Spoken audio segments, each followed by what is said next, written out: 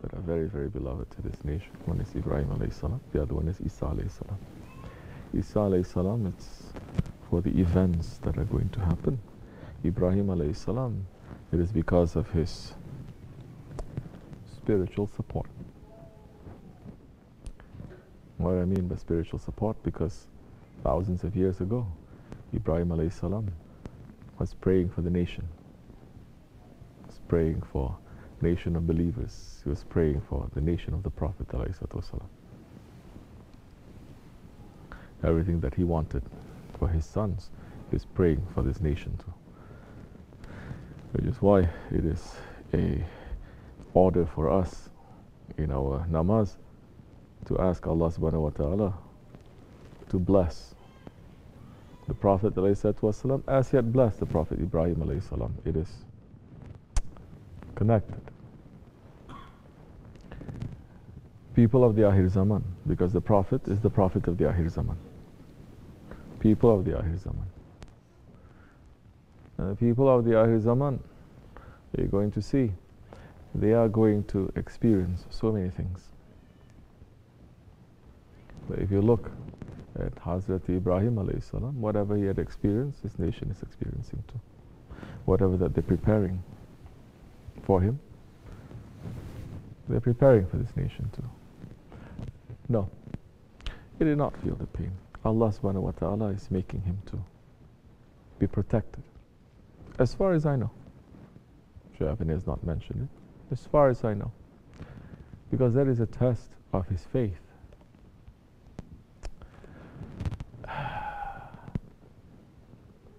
But for those of us living in this world right now, in this Ahir Zaman, that fire that they prepared for him, that they didn't manage to burn him,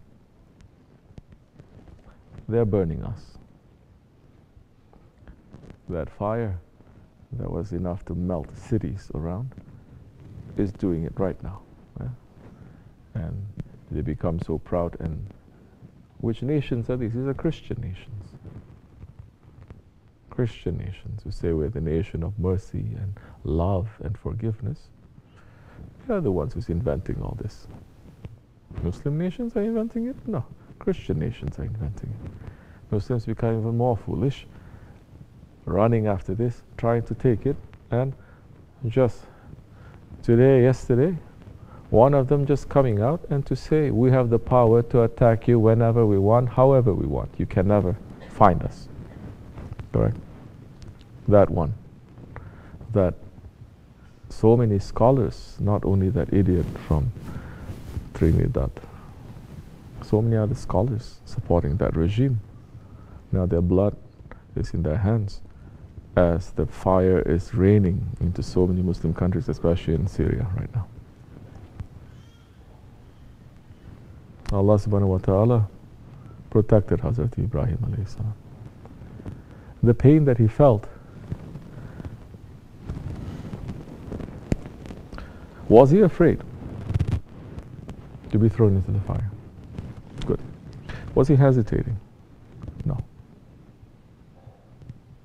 Not at all. Even when he's thrown in the air, he is not changing one split second. The angels from Allah, he is even refusing their help.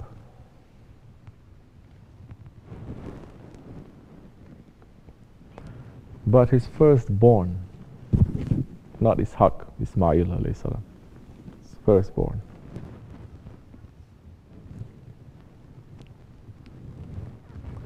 we cannot say he hesitated. But how many dreams he had to dream before what?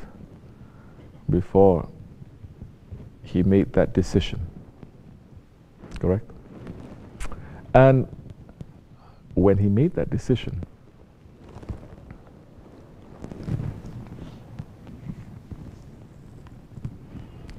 was that something that Allah subhanahu wa ta'ala asked him to make? Was it? We must know our history. Did Allah subhanahu wa ta'ala demand Ibrahim alayhi salam for his firstborn to be cut? No. Because Ibrahim alayhi salam himself said, if you grant me a son, not because he just wants a son. Understand this. They are not people like you and me. Because he's the only friend of Allah in that time. He's the only one who is worshipping to Allah. And he's thinking, if I pass, who is going to continue after me? Allah subhanahu wa ta'ala is testing him. It's not 10 years, 20 years, 30 years. Some people, they get very worried.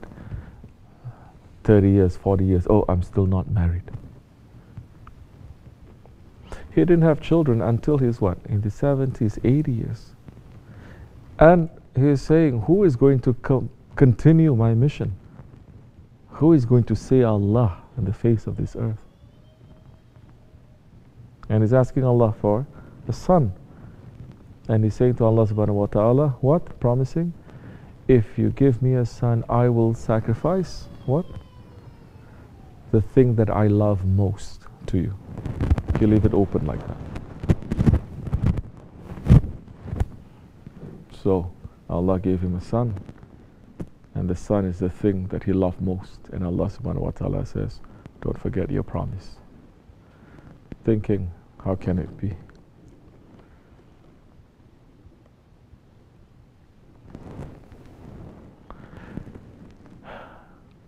And he felt the pain. He didn't feel the pain when he was thrown into that fire. None. But he felt the pain. This is showing us that one of the strongest attachment that we have, it is by blood. It is our sons, it is our families, one of the strongest. And that does not belong to us. Your son does not belong to you. My children, they don't belong to me. Your children, they don't belong to you, they belong to Allah.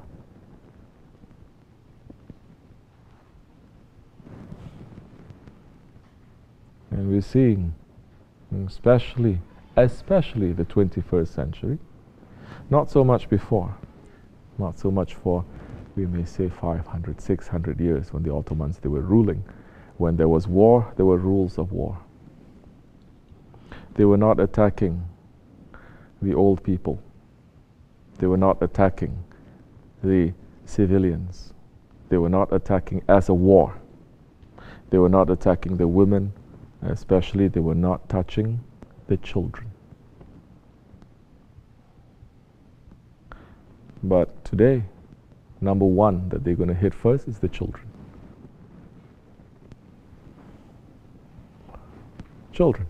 We're seeing that every day. Whose hearts are moved. Even if your heart is moved for a split second, you're going to see another thing that's going to make you to forget, to make you to be light, to make you to be happy.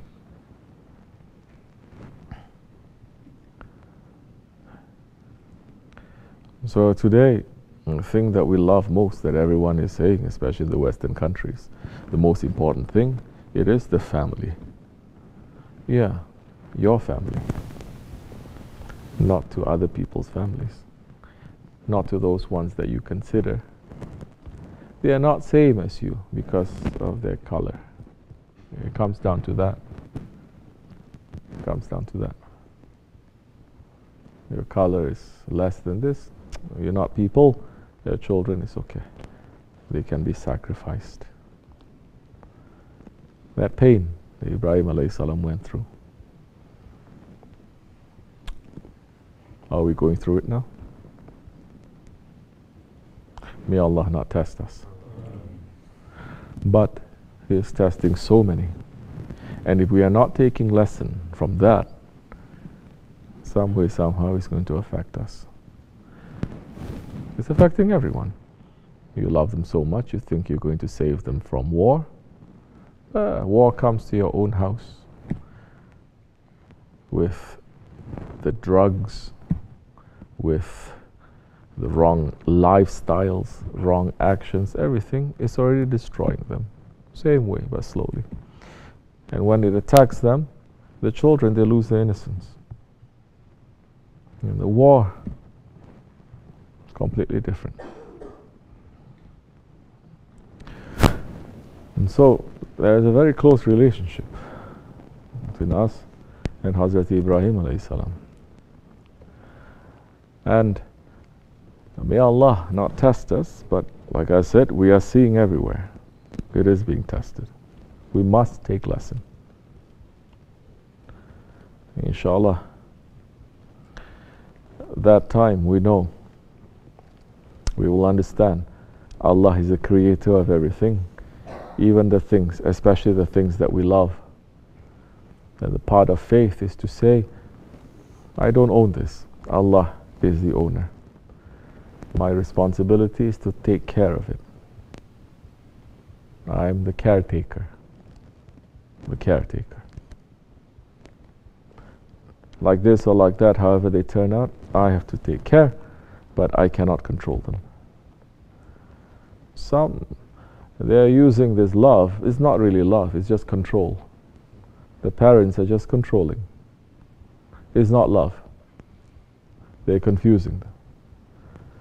And controlling for what? So that they're going to feel that they're important. They're going to feel that they are someone. They feel that they have something to live for. Yahu, if Allah takes that, who are you going to blame? That you have nothing to live for? No. Don't live for your children. Don't live for your parents. Don't live for your husband. Don't live for your wife. Don't live for no one. Live for Allah.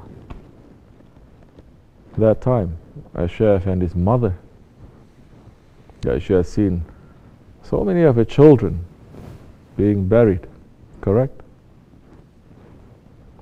That it is one of the most painful things for a parent to see their children being buried. With that faith that she has, she says, Allah gives and Allah takes. Those are role models. Those are the ones actually that you should be watching every day on the TV. You should listen to their words, make it into a song. Not all this poison that is out there. So that when the reality of the life is going to hit you, you have Allah to turn to. If you turn to yourself, you're going to crumble. Man, if he starts worshipping himself, he will understand very quickly that he is not a Lord. That time, it is one of the most bitter things that you can imagine, because you're going to know that there is nothing. You are nothing. That time when you're going to turn, it may be too late.